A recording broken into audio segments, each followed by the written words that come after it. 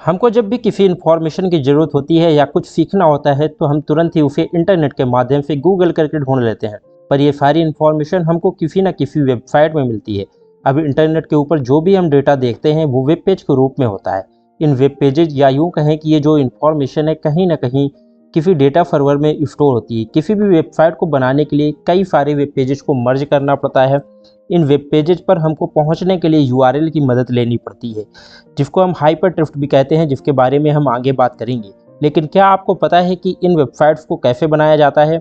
अगर नहीं तो आइए जानते हैं इस सीरीज में, जिसमें हम स्टेप बाय स्टेप हर एक टॉपिक को बहुत ही डीपली अंडरस्टैंड करेंगे। किसी भी वेबसाइट को डिजाइन करने के लिए एक लैंग्वेज की जरूरत होती है, और यहाँ पर जो लैंग्वेज सबसे इंपॉर्टेंट रोल या यूँ कहें कि इनिशियल फेज ही है, वो लैंग्वेज है HTML, जिसका फुल फॉर्म आप में से कई लोग जानते होंगे। अगर नहीं जानते तो इसका फुल फॉर्म है हाइपरटेक्स्ट मार्कअप लैंग्वेज। आज के समय में सबसे ज़्यादा यूज होने वाली कोई लैंग्वेज है तो वो है HTML। इसका एक बड़ा रीज़न ये है कि जैसे जैसे हम डिजिटलाइजेशन की तरफ मूव कर रहे हैं वैसे ही हमारे सारे काम ऑनलाइन हो रहे हैं। चाहे किसी डॉक्टर से अपॉइंटमेंट लेना हो या स्टडी करनी हो, मैरिज के लिए मैट्रिमोनियल साइट पर रजिस्टर करना हो या फिर रोज़मर्रा का कोई भी काम हो, सब कुछ ऑनलाइन हो गया है। अब यहाँ पर जो भी कंपनीज या इंस्टीट्यूट हैं ये सब ऑनलाइन आ गए हैं। अब ऑनलाइन आने की शुरुआत ही वेबसाइट से होती है। अब ये इतनी इम्पॉर्टेंट है कि आप सबको इसके बारे में जानना चाहिए। आज के इस वीडियो में हम आपको बताएंगे HTML क्या है, HTML5 क्या है, ये कैसे काम करती है। अब हम बात करते हैं कि HTML क्या है। HTML एक हाइपरटेक्स्ट मार्कअप लैंग्वेज है। HTML को हम वेबसाइट या वेब पेज बनाने के लिए यूज किया करते हैं। किसी भी वेबसाइट को डिज़ाइन करने के लिए उसमें मौजूदा कंटेंट जैसे कि टेक्स्ट, इमेज, बटन्स, हाइपरटेक्स्ट जैसे कंटेंट को लिखने के लिए किया जाता है। HTML का यूज करके हम वेब ब्राउज़र को ये समझाते हैं कि हमारी वेबसाइट या वेब पेजेस की इंफॉर्मेशन कैसी दिखनी चाहिए। HTML दो वर्ड से मिलकर बना है, हाइपरटेक्स्ट प्लस मार्कअप। हाइपरटेक्स्ट वो टेक्स्ट होता है जो वेबसाइट में वेब पेजेस को आपस में लिंक करके रखता है। जब भी कोई यूजर इस लिंक पर क्लिक करता है तो ये लिंक यूजर को दूसरे वेब पेज में भेज देता है, जिसका URL इस हाइपरटेक्स्ट में यूज किया गया था। मार्कअप लैंग्वेज किसी भी वेब पेज के स्ट्रक्चर को बनाने के लिए यूज होती है।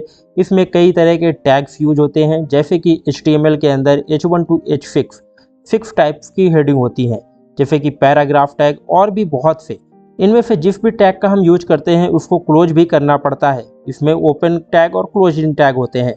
जैसे कि यहाँ पर एग्जाम्पल के रूप में मैंने दिखाया है H1 हेडिंग को लेकर के हेलो एवरीवन, और इसके बाद H1 को हमने क्लोज भी किया है, तो हमको इसे क्लोज भी करना होता है कुछ इस तरह से। अब सारे टैग्स में ये कंडीशन लागू नहीं होती, कुछ टैग सेल्फ क्लोजिंग टैग भी होते हैं। HTML को हम लिखने की शुरुआत नोटपैड से भी कर सकते हैं, पर याद रहे HTML में हम जो भी फाइल बनाएंगे उसको .html एक्सटेंशन के साथ लिखेंगे, जैसे index.html। HTML एक केस सेंसिटिव लैंग्वेज नहीं है। इसमें आप किसी भी टैग को कैपिटल या स्मॉल लेटर में लिख सकते हैं।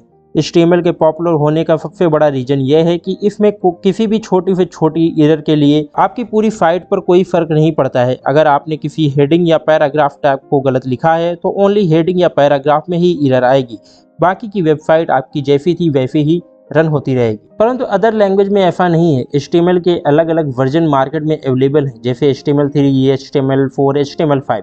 बट इस टाइम जो स्टेबल वर्जन है HTML का वो है HTML5।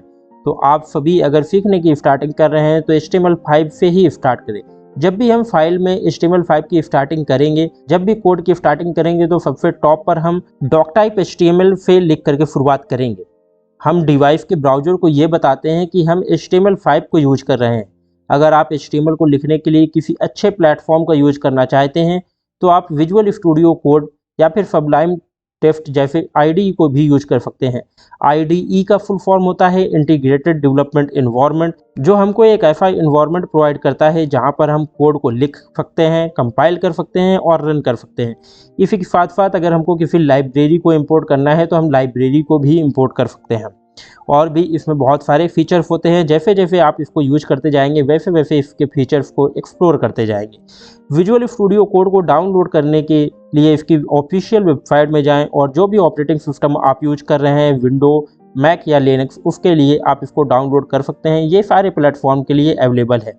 इसको इंस्टॉल करना बहुत ही आसान है। डबल टैप करें नेफ्ट एंड इंस्टॉल। जब आप इसको ओपन करेंगे तो कुछ इस तरह का विंडो ओपन होगा जो इनिशियली फेज में आपका ओपन होगा, और ये भी जो भी परमिशन मांगता है आप उसको ग्रांट कर दीजिए। अब आपको एक फाइल या एक फोल्डर क्रिएट कर लेना है और फोल्डर के अंदर एक फाइल क्रिएट कर लेनी है। हम इसको नाम दे देते हैं index.html का। अब इसी के अंदर आप अपने कोड लिखने की स्टार्टिंग करेंगे। इस फाइल को आप रन करने के लिए डबल टैप करेंगे तो रन हो जाएगी। विजुअल स्टूडियो कोड में साइड मेन्यू में एक एक्सटेंशन का ऑप्शन होगा जहां से आपको HTML, snippet, HTML, live server, image जैसे कुछ एक्सटेंशन डाउनलोड करनी है, जिससे आपको HTML स्निपेट से कोड लिखने में कोड ऑटो जनरेट होने लगेगा। HTML लाइव सर्वर आप यूज करेंगे कि आप लाइव टाइम पर जो वर्क कर रहे हैं विजुअल स्टूडियो कोड के अंदर, वो जैसे जैसे आप सेव करते जाएं तो वैसे वैसे ही वो अपडेट हो करके आप उसको देख सकें। तो आप इसलिए HTML लाइव सर्वर का यूज कर सकते हैं। ये कुछ टिप्स थी जो HTML लिखने में आपकी मदद करेंगी। अगर ये वीडियो आपको अच्छा लगा तो चैनल को सब्सक्राइब करें, बेल आइकन को प्रेस करें ताकि आने वाली कोई भी अपडेट आपसे मिस ना हो। नेक्स्ट वीडियो आपको किस टॉपिक में चाहिए कमेंट सेक्शन में ज़रूर बताएं।